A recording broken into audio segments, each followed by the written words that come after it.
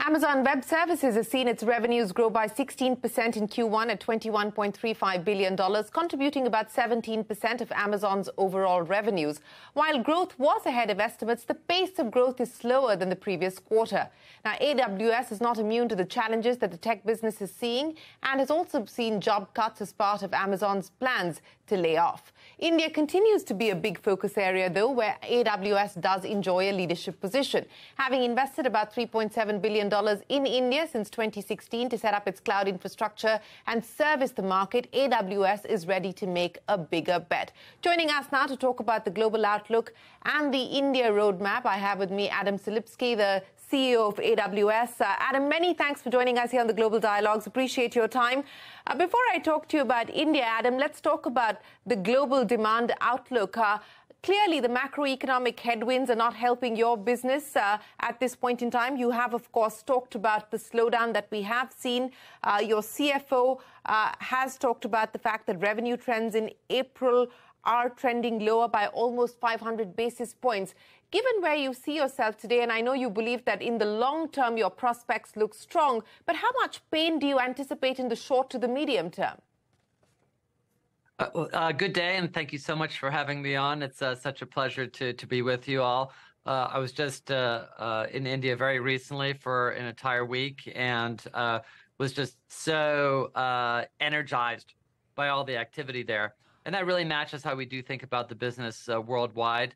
We feel very solid about the outlook for AWS. Customers continue to adopt the cloud.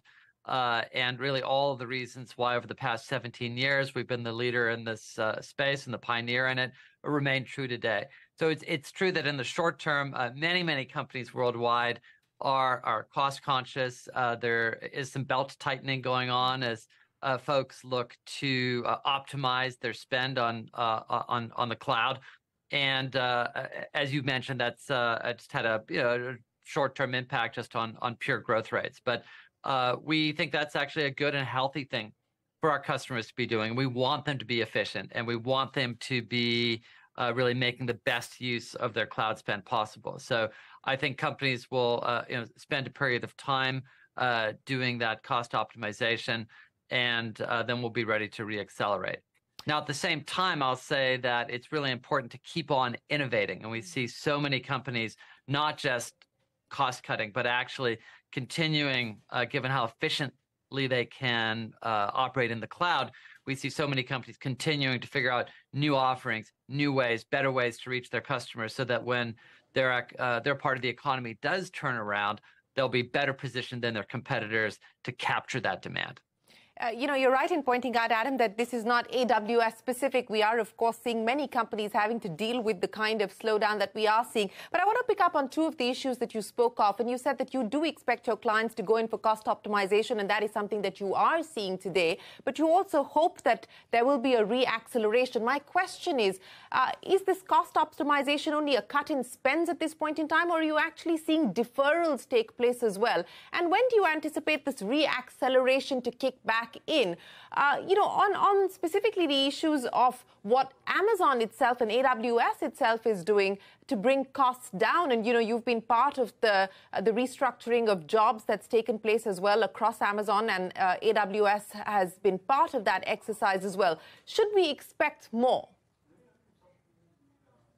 Well, first, let me say that in terms of role eliminations, it is clearly never an easy thing for anybody involved, and we've tried very hard to be incredibly respectful of anybody whose role has been eliminated, and to offer useful and attractive benefits and packages to help people along their way. That being said, so many companies are going through this type of thing now, and there have been so many role eliminations across many different sectors, including the tech sector worldwide. And it is very important to figure out and then get really focused on our top priorities, the things that matter the most to our customers. And we've really gone through that exercise recently and have really tried hard to say, these are things we're going to put more resources on. We're going to double down in these areas. and of course to deprioritize things which just are no longer as important to our customers. Now, in most cases, that's just meant moving people around between projects, between teams, and so forth. There have been times, of course, where what we've needed to do is to get new skill sets onto the team. And for the most part, those are the cases where we've unfortunately had to eliminate roles. More broadly, we still see many, many customers investing deeply in the cloud. I was with a Fortune 100 bank last week, and they have already moved hundreds of applications into the cloud, onto AWS, and they're looking to do far more of that and to move up to the next 1,000 applications onto the cloud.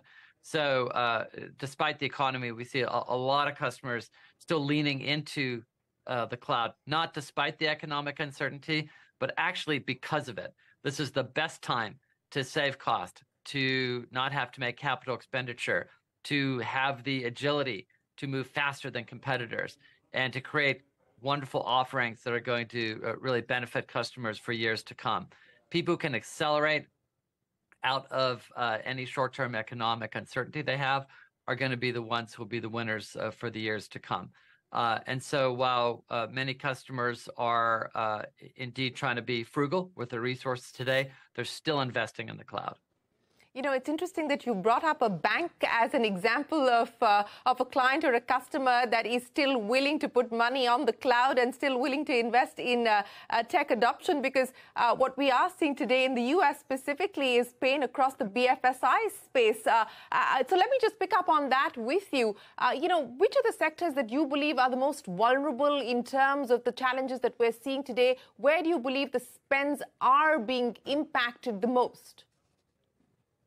Well, I think you've seen some amount of this happening across industries. I wouldn't say it's any one country. I wouldn't say it's any one sector. And, you know, again, I don't think there's any real new news here in terms of the very unusual economy and number of surprises the world has had the past few years, ranging from the pandemic to, of course, all of the impacts of the war in Ukraine and the impact that that's had.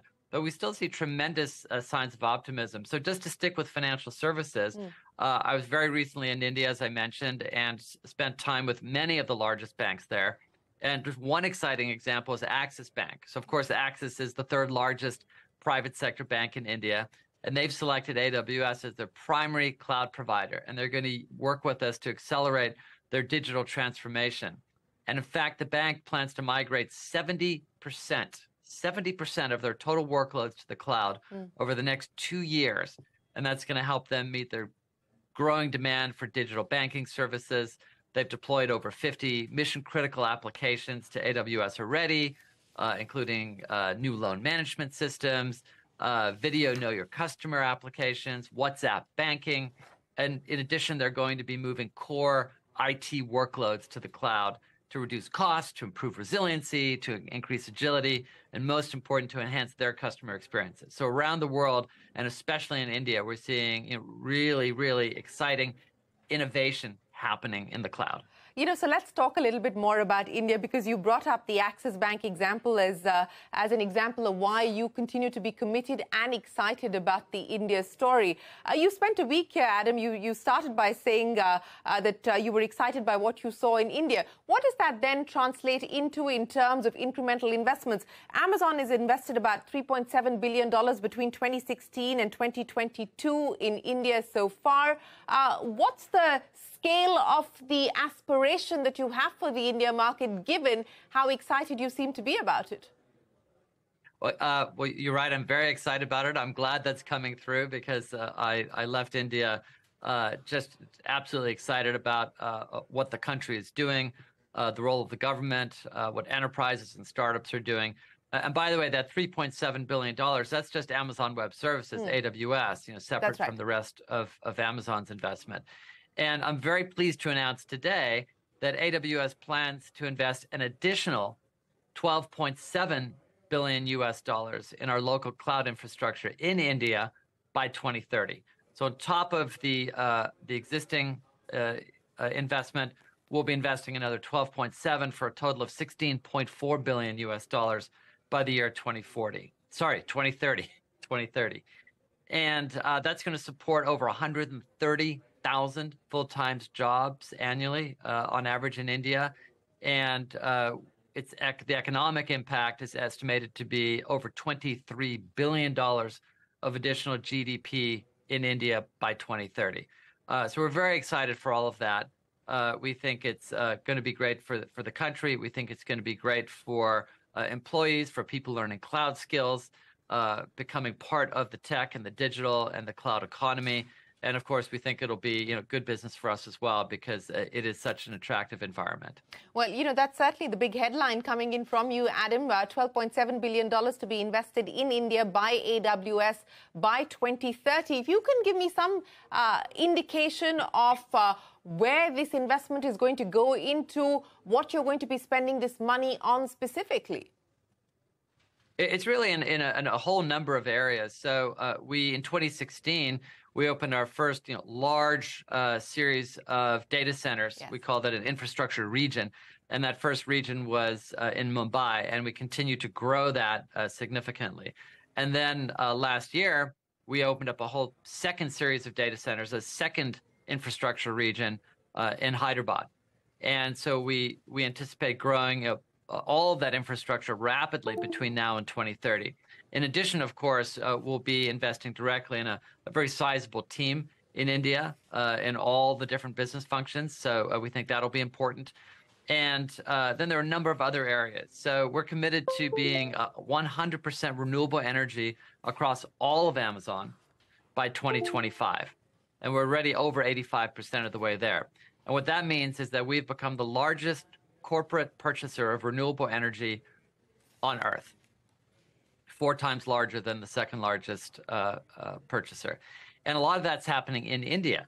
So in order to power our operations there, we've already invested in 6 large utility-scale projects to generate renewable energy, which total over 920 megawatts. That's enough to power almost 1 million average-sized Indian households. So those are renewable energy projects happening inside of India. In addition, we've committed to becoming water positive by 2030. And that means putting more water back into local communities where we operate than we consume. And we're working with nonprofits like WaterAid, like water.org, to improve access to clean water and sanitation. And that's already benefited more than 250,000 people across a number of states since 2020. And finally, I'll just say we're also working really hard on upskilling India's digital workforce. It's a critical initiative. There's going to be a big lack of cloud skills, a big gap between what's needed and the available workforce over the coming years. And we're trying to help close that gap. So since 2017, we've actually helped educate more than 4 million people in India, training them with cloud skills through a lot of different AWS programs and working in concert with local government, local nonprofits, and our local systems integrators and consulting partners in the country.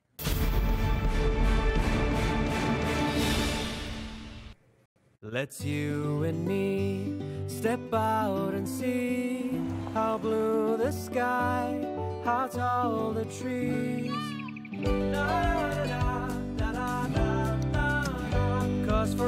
Škoda brings you Kushaq and Slavia, India's safest family cars. When our big boss was MD, he used to take care of us. And our Prince Sahab is busy ensuring his family. Oh, big boss, you? He's busy obtaining term insurance for his family. After all, office is also our family, am I right? Let's close the deal. Thank you. Verma ji, will you have tea with this prince? LIC's Group Term Assurance Plan takes care of your office family. What if you could get your goods to the right place at the right time all the time? With IBM Consulting, AI-powered software can help automate your supply chain so products can be ordered, produced, and delivered more efficiently. What will you create? IBM. Let's create. I am slow. I'm a tortoise. But your wealth managers, they shouldn't be as slow, you know? Choose Nuvama. We move at the right pace because we only do what's right for you and your money. Nuvama. Let's do it right. The fairest sex they call us. But the rules of the game, are they fair? You know we do have our skin in the game because we put everything at stake and believe in having and even eating our cake. Bold, aspirational, loud. Don't give us those labels. We're all unique, all valid, and all worthy. Dreamers, doers, and ceiling smashers. Standards and boundaries, we draw them. Stereotypes and self-doubt, we banish them. Equal pay for equal value. Let's create our destiny afresh. HSBC presents CNBC-TV18 Future Female Forward, the Women's Collective. Presented by HSBC. Knowledge partner, Deloitte. Industry partner, Fiki. Associate partner, Reliance Industries Limited.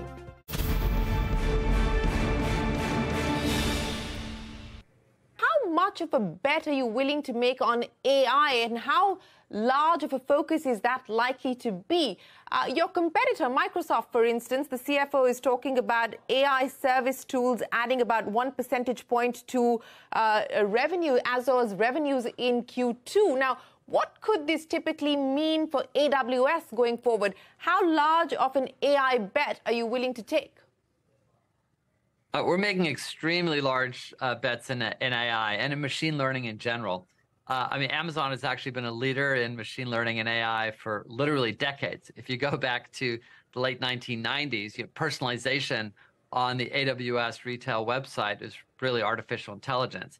And in 2017, we launched SageMaker, which is an AWS machine learning platform that has over 100,000 AWS customers and is the leading machine learning platform in the world.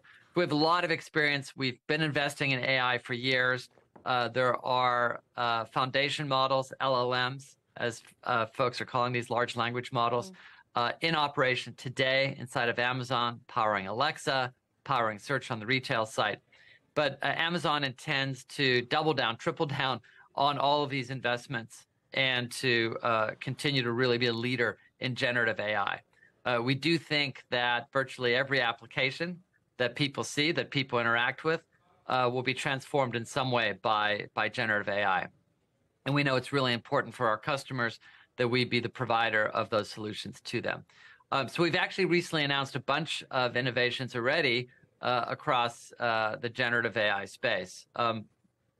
One of the biggest is Amazon Bedrock, which is a new, easy way to scale and build enterprise-ready generative AI applications.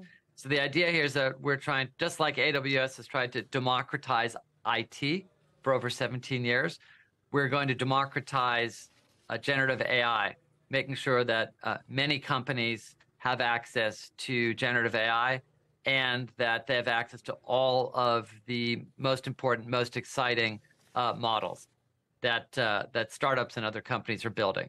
So we're providing those on a managed basis. We have a managed service where people will be able to access many different large language models from different providers. But a critical distinction for AWS is we're building an enterprise-level security and enterprise-level privacy from the very beginning. So companies are very concerned that if they use these models, that their data doesn't leak out to other companies, and that if they make improvements to these models, that their competitors don't get the benefits of those improvements. And we've built this in a siloed way, if you will, where if an enterprise uses models through Bedrock, that only their data won't go anywhere, and only that company will have the benefits of improvements to the model. So it's Bedrock we're very excited about. In addition, companies building these large language models, these are very large jobs. There's large compute jobs to build these, and can cost a lot of money to train these models. And so we've been investing in our own custom chips, our own custom silicon program for years, and have specialized chips that we put into our compute capacity now for training these models, as also for running these models or doing inference, as it's called, on these models. And we've been doing it for a long time now, and we think more and more over time we will just have leading edge price performance and be be really the best place in the world to run these models. You know, Adam, that's quite the headline there, that AWS and Amazon are hoping to democratize generative AI. So let me understand from you what the execution roadmap for this is going to look like. You've also given us a sense of the kind of investments that have been made in this space already. But, you know, do you see this largely being driven by organic innovation and organic growth? Do you, see inorganic possibilities, big-ticket acquisitions in this space as well? What kind of future investments are you likely to make in order for you to be able to realize this dream of democratizing generative AI, and also the role that India can possibly play in this scheme of things? Well, I think we're going to be open to wherever the innovation comes from is where we'll go. Amazon and AWS have been very innovative since the beginning. We've been the innovation leaders, so I don't think we're going to slow down for a single second on our pace of internal innovation. That being said, we will certainly also opportunistically look for external opportunities if attractive ones exist. Just to give you a sense of the innovation that we're already doing ourselves on top of these large language models. We also, a few weeks ago, when we announced Bedrock, we also announced Amazon Code Whisperer. And Code Whisperer is a coding companion for developers, which helps them write code and essentially takes the heavy lifting, the muck of code writing from them so they can focus on the most value-added activities. You know, I'm looking at numbers from Synergy Research. Market share for AWS at 32%, but we've seen Azure and Microsoft move up to almost 23% now. Do you believe you're going to be able to retain share? And also, as far as operating margins are concerned, at 24%, the narrowest that we've seen them in 2017, on the back of the cost-cutting efforts that have been put in place, the reprioritization that's taken place. Do you feel confident of being able to hold margins as well? Well, competitively, to be honest with you, we focus primarily on our customers, not so much on competitors, and that actually differentiates Amazon a lot in that maniacal customer focus, that customer obsession that we have. That being said, we do keep an eye on what competitors are doing. AWS created this cloud space in 2006.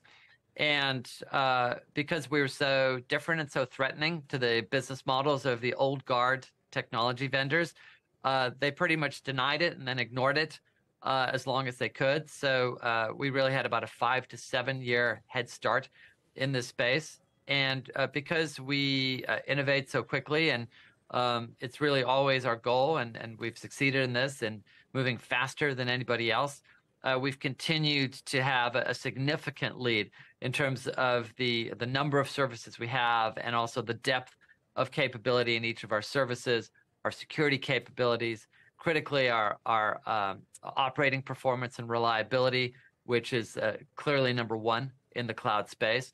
So we're very significantly ahead in all of those spaces, and as a result, we have far more customers who are far more deeply deployed than anybody else. If you look at the big, deep case studies and references we have around the world, in India, Access, as well as Bharti Airtel, for example, the really innovative things happening with the metaverse and virtual reality in the Bangalore airport. It's really it really goes through every sector. So we're very comfortable with our competitive position, but I believe you should always wake up every day really scared of disappointing your customers. So that's what scares us, not competitors. Well, Adam, let me end by asking you about India and go back to that, because clearly that's a vote of confidence coming in from AWS for India.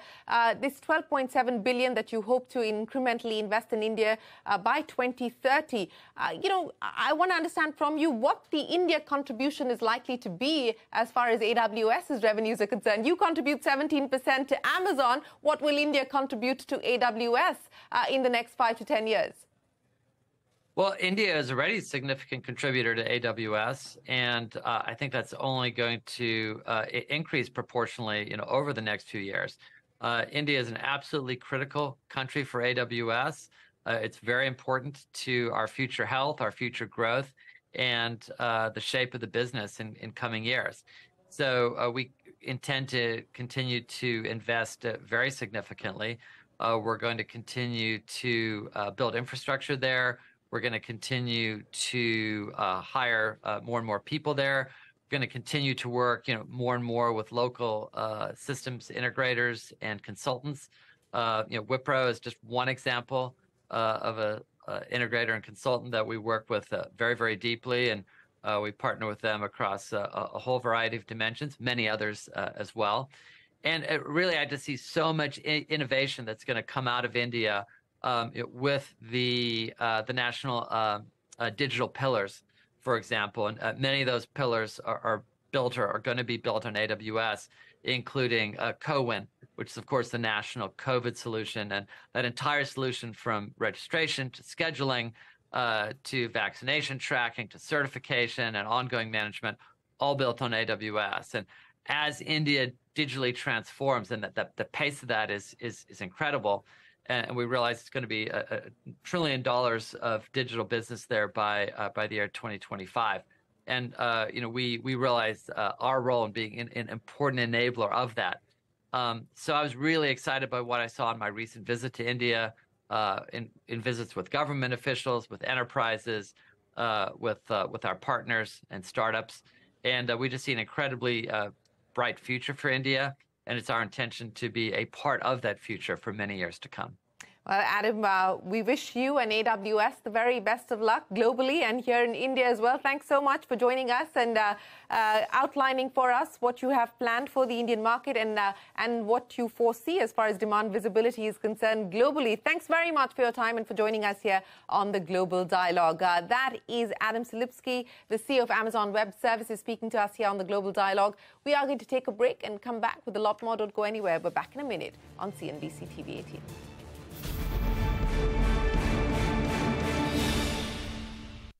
The recent